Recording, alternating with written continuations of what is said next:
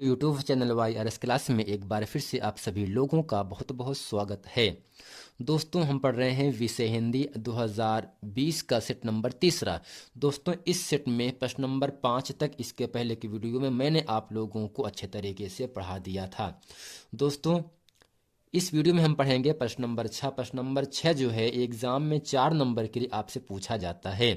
1 number इसका संदर्भ लिखने के लिए आता है और 3 नंबर इस पूरे गद्यांश का हिंदी अनुवाद करने में। तो कुल मिलाकर आपको 4 नंबर की प्राप्ति होती है।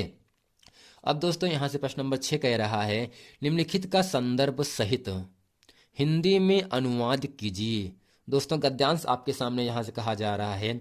एकदा बहवा जनाः धूमयानं रेल आरुः नगरं प्रतिगच्छन्ति अस्म तेषु केचित् ग्रामीणाः केचिच्च नागरिकाः आसन् मौनं स्थितेषु तेषु एकाः नागरिकः ग्रामीणान् उपहासन् अकथयत् ग्रामीणाः अद्यापि पूर्ववत् अशिक्षिताः अज्ञाः सन्ति न तेषां विकासः अभवत् न च भवितुं शक्नोति। अब दोस्तों, इसका मैं पहले क्या कह रहा है, संदर्भ कह रहा है। दोस्तों, क्या कह रहा है, इसका संदर्भ। दोस्तों, हेडिंग करके हम लिखते हैं संदर्भ। दोस्तों, इसमें लिखेंगे प्रस्तुत गद्यांश हमारी पाठ्य पुस्तक हिंदी के संस्कृत खंड के प्रबुद्धो ग्रामीणः पाठ से उद्घृत है।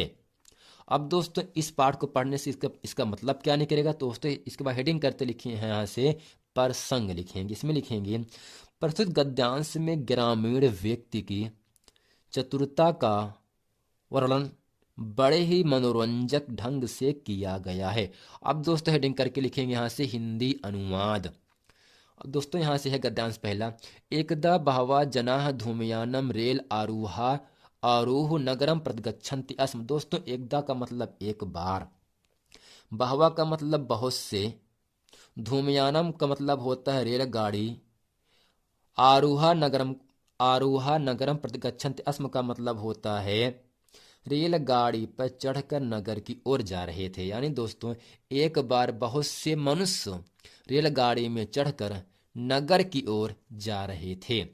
तेषु केचित् ग्रामीणाः, तेषु माने उनमें, केचित माने कुछ, ग्रामीणाः माने ग्रामवासी थे। उनमें कुछ ग्रामवासी थे या ग्रामीण थे।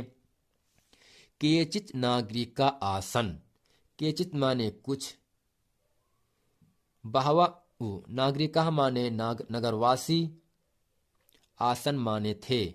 उनमें कुछ ग्रामीण और कुछ नागरिक थे। अर्थात यहां से हम कह सकते हैं उनमें कुछ ग्रामवासी थे और कुछ नगरवासी भी थे। किसमें, रेलगाड़ी में।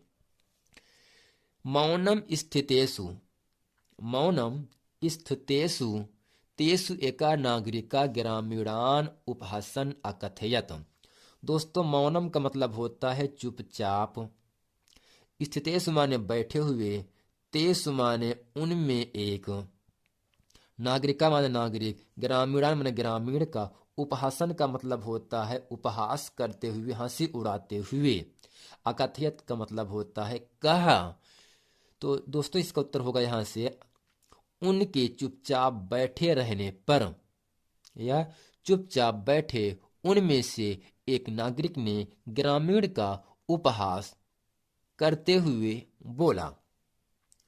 इस तरह से भी दोस्तों हम कह सकते हैं उनके चुपचाप बैठे रहने पर एक नगरवासी ने ग्रामवासियों की हंसी उड़ाते हुए कहा, ग्रामीणा अद्यापि पूर्वत अशिक्षिता।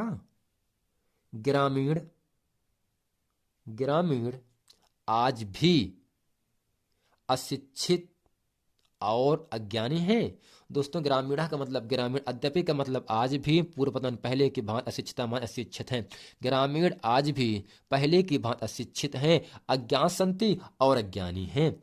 ना तेसाम विकासा, ना उनका विकास अभवत माने हुआ है, ना तेसाम विकास अभवत, ना उनका विकास हुआ है, न च भवितुम शक्नोत, और ना उनका विकास हो सकता है।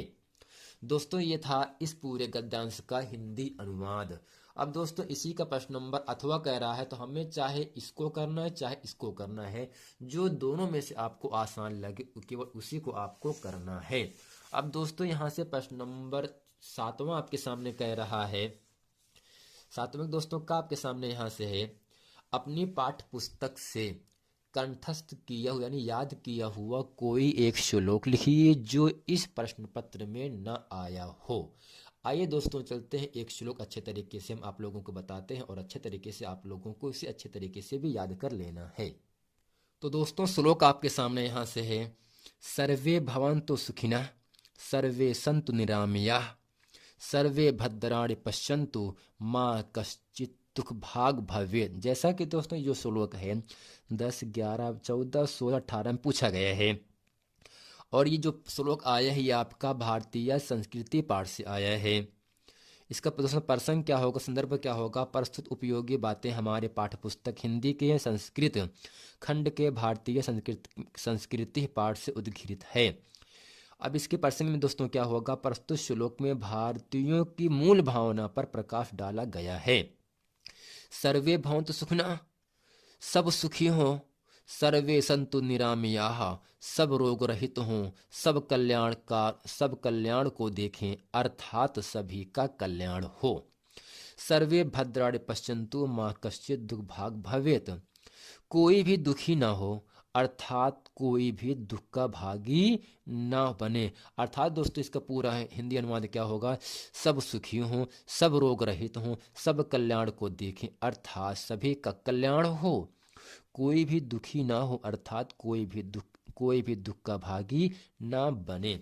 अब दोस्तों इस श्लोक के साथ साथ ही आपका प्रश्न नंबर यहाँ से 7 का खाप के सामने यहाँ से कह रहा है, निम्नलिखित प्रश्नों में से किन्हीं 2 प्रश्नों के उत्तर संस्कृत में दीजिए। जैसा कि दोस्तों एग्जाम में आपको 2 नंबर के लिए आपसे पूछा जाता है।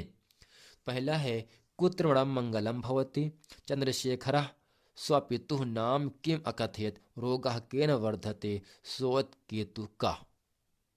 दोस्तों पहला प्रश्न आपके सामने यहाँ से कह रहा है, कुत्र मरणम मंगलम भवति, कहाँ का मरना मंगल में समझा जाता है। इसका उत्तर दोस्तों यहाँ से हो जाएगा, वाराणस्याम मरणम मंगलम भवति, वाराणसी में मरना मंगलमय समझा जाता है। चंद्रशेखरा स्वनाम किम अकथयत्, दोस्तों इसका उत्तर होगा, चंद्रशेखरा स्वनाम आजाद इति अकथयत्। रोगः केन वर्धते, यानी रोग से क्या बढ़ता है। दोस्तों इसका उत्तर होगा, रोगः अपथ्येन वर्धते, रोग से अपथ्य बढ़ता है।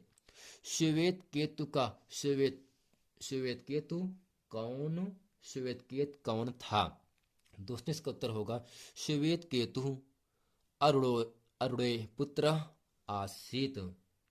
श्वेत केतु अरुणे का पुत्र था, यानी दोस्तों श्वेत केतु कौन था, श्वेत केतु जो है वो आरूढ़ के पुत्र थे। तो फ्रेंड उम्मीद करते हैं ये पूरा प्रश्न वीडियो आप लोगों को बहुत अच्छे तरीके से समझ में आ गया होगा। मिलते हैं फ्रेंड नेक्स्ट वीडियो में, तब तक के लिए थैंक यू।